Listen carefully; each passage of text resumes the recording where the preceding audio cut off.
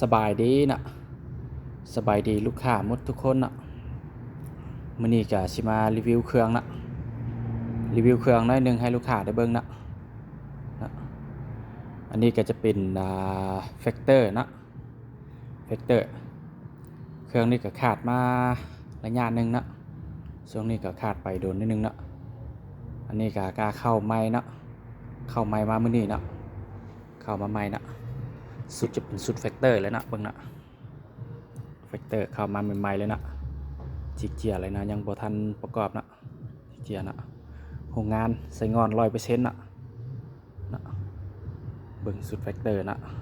งามนะสุดนะสุดโหลดนะตัวนี้ตามที่รีวิวแต่ละเทื่อนะมีทั้งล็อกมีไก่มีอย่างครบนะนี่ก็จะเป็นตัวปุ่มฮักนะฮักถ่ายนะตัวนี้นะฮักถ่ายแม็กก็จะเป็นแม็กตัวล็อกได้นะแม็กล็อกได้นะสามารถล็อกตัวนี้นะล็อกได้แม็กนะตัวนี้เป็นแม็กแล้วก็มีถ่ายนะถ่ายจะเป็นแบบนี้เบิ่งนะ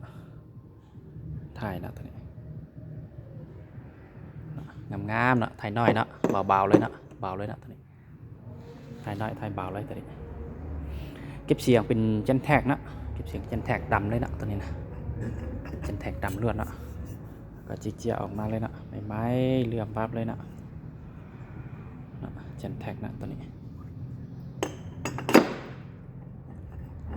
งามนะตัวนี้ขอบล้ำนะเล้าเป็นเล้าทีเคนะเล้าทีเคของกงนะ50 เซนนะ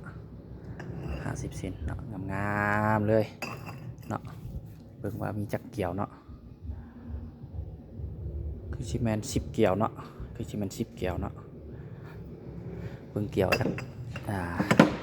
คือเบิ่งเกี่ยวคือจะเป็น10 เกี่ยวบ่ได้นับเบิ่งเนาะแต่ว่าประมาณนั้นนะ10 เกี่ยว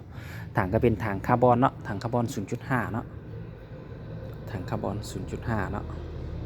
ถังคาร์บอน 0.5 เบิ่งเนาะลูกค้ามักถักมาเนาะถังคาร์บอน 0.5 ถังคาร์บอน 0.5 เนาะวาล์วเป็นวาล์วคาลิกัสดำเนาะคาลิกัสดำเนาะวาล์วยิงตรงเลยเนาะวาล์วเนาะคาลิกัสดำส่วนกล้องจะเป็นกล้อง BSA นะกล้องจะเป็นกล้อง BSA เดี๋ยวให้เบิ่งนะเดี๋ยวเสียกล้องให้เบิ่งอีกนะกล้องจะเป็นกล้อง BSA นะกล้อง BSA นี่เลยนะ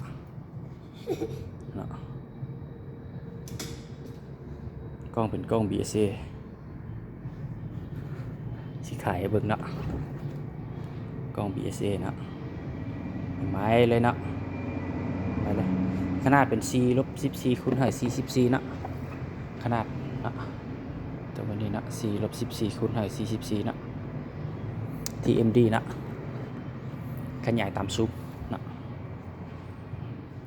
เมืองว่าลูกค้ามักกระทักมาได้เนาะแฟกเตอร์ราคาก็คือเก่าเนาะราคาก็พร้อมแบ่งคือเก่า11,500,000เนาะ11,500,000ลูกค้ามักกระทักมาได้เลยเนาะ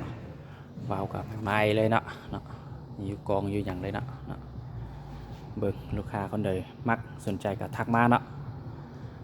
แฟกเตอร์เนาะแฟกเตอร์พร้อมใส่งานเลยเนาะมีครบเนาะยังบ่ทันประกอบเนาะลูกค้าที่ประกอบเป็นแล้วก็สิส่งเป็นอะไรแบบนี้ไปให้เลยก็ได้นะเดี๋ยวผู้ใดที่ยังประกอบเป็นก็สิประกอบไปให้เลยนะลูกค้าคนใดสนใจก็ทักมาได้ราคา11,500,000เนาะได้กล้องซูมลูกปืนโม่สุดโอลิงเนาะพร้อมกับตัวปืนแบบครบสุดลีนแบบนี้เลยนะ